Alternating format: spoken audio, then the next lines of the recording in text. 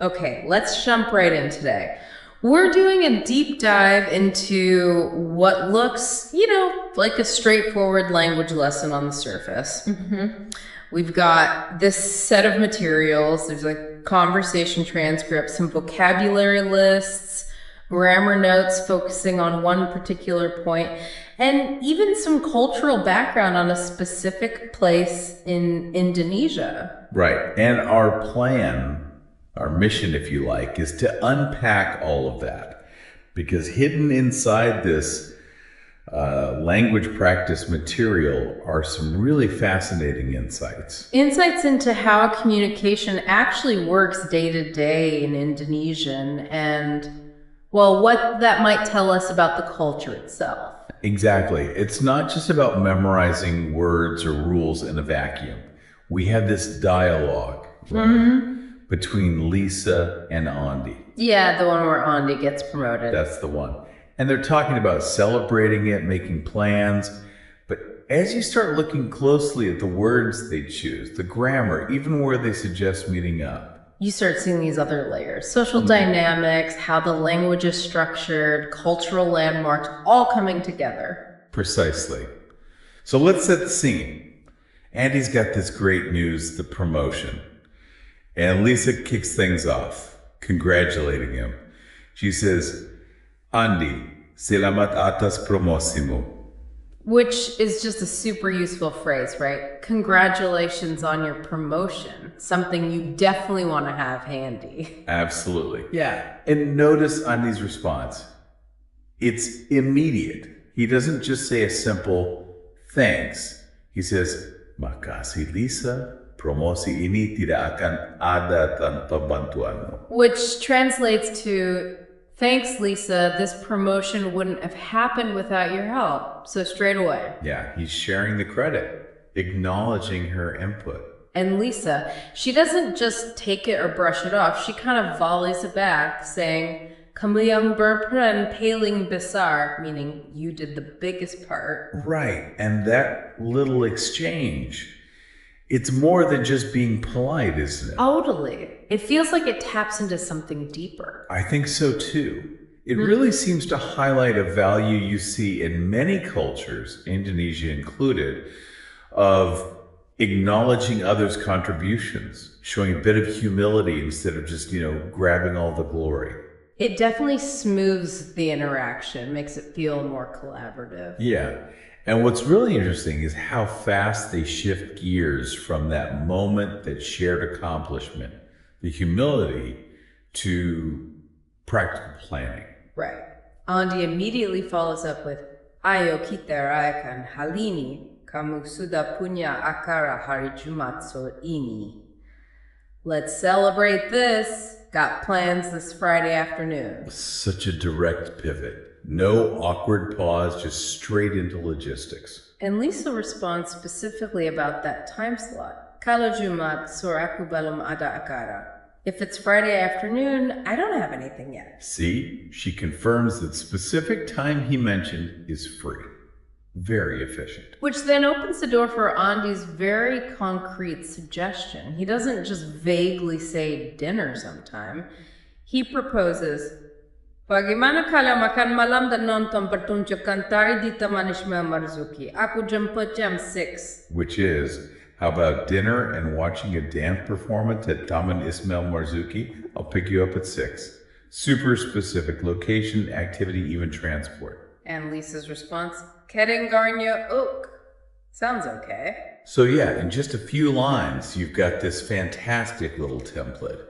How to congratulate someone, how to acknowledge help, suggest celebrating, check availability for a specific time. Propose a detailed plan with the place, sort out the pickup. It's actually incredibly practical for real life interactions. It really is. And to have those kinds of conversations yourself, well, you need the vocabulary.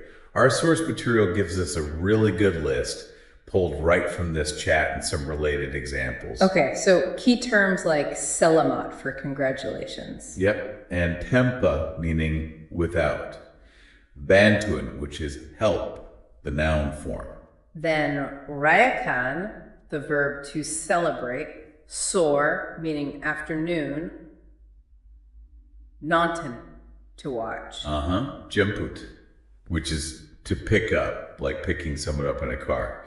And importantly, makasih for thanks. Just those basic building blocks, but seeing them in the sample sentences provided really helps, doesn't it? Oh, definitely. Like seeing selamat used for new baby, selamat atas kelahiran bayimu, or sore in a daily routine sentence. Ayah biasanya membaca koran di sore hari. Father usually reads the newspaper in the afternoon. It shows the context. Yeah, it grounds the words. And the source materials also give these useful notes on phrase usage, which I think are gold. They really are. For instance, that distinction between the noun bantuan, help, and the verb membantu, to help. Right. The example they give is adik membantu ibu di dapur. My sister is helping mother in the kitchen. Seeing the verb in action makes that difference clear. Understanding noun versus verb is so fundamental. It is. And the note about tampa, it's not just without like a simple preposition. The source points out how it can function almost like a conjunction, expressing absence or a condition. Like in the example, keberhasilan ini tidak akan terjadi tanpa bimbinganmu. This success wouldn't have happened without your guidance. It carries that conditional weight. Exactly. Now, this next point about makasih versus terima kasih, this feels like something you can use immediately. Yeah, tell us about that. So the source explicitly says makasih is the short, casual form. You use it with friends, people you know well, in informal situations. Okay, like Andi uses it with Lisa. Precisely. But if you're in a more formal setting, talking to someone senior or just want to show more respect, you'd go for the full terima kasih or even terima kasih banyak for thank you very much. Ah, okay. So choosing between makasih and terima kasih banyak, it's not just random. It actually signals something about the relationship, the context. Absolutely. It instantly communicates the level of formality.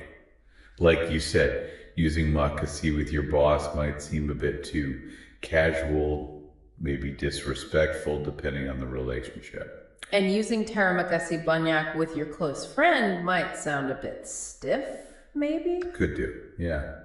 It's about reading the situation. And the source also notes the standard reply for both is sama-sama. Which is like, you're welcome. Exactly. So getting that makasih, terima kasih distinction right. Yeah. It's a small detail maybe, but it really helps you sound more natural, more appropriate in different social settings. Okay, that's super useful. Now let's connect this back to the language structure itself. Remember in the dialogue, Lisa said Andi did the paling besar part, the biggest part. That brings us neatly to the grammar point the source focuses on. The superlative. You know, how to say something is the most something. Right. The superlative. Expressing the highest degree, biggest, fastest, most interesting, whatever, when you're comparing typically 3 or more things. Indonesian offers a couple of ways to do this. Okay, what's the first way?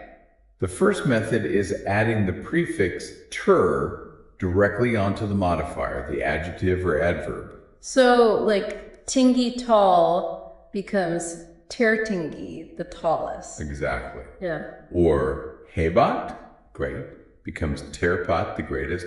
Yao, far, becomes terjau, the furthest. It's pretty straightforward for basic words. Okay, add ter, got it. What's the second way? The second way is to use the word paling, which means the most, and just put it before the modifier. Ah, okay. So for famous terkinal, it would be paling terkinal, the most famous. Precisely. Or for careless Cerebro, it's paling Cerebro, the most careless. And the source mentions that sometimes these are interchangeable, like terpentar and paling pintar both mean smartest. Yeah, for many simple modifiers, that's true. The source gives the examples. Terpentar paling pintar smartest. Yeah. And tercepat paling injapat fastest, mentioning Usain Bolt as the fastest runner. Either form works there. But there's always a but, isn't there? Usually. And this is the crucial rule the source highlights. If the modifier, the word you're making superlative, already has some kind of prefix, like ber or me, or maybe a suffix, or another particle, then you cannot use terra.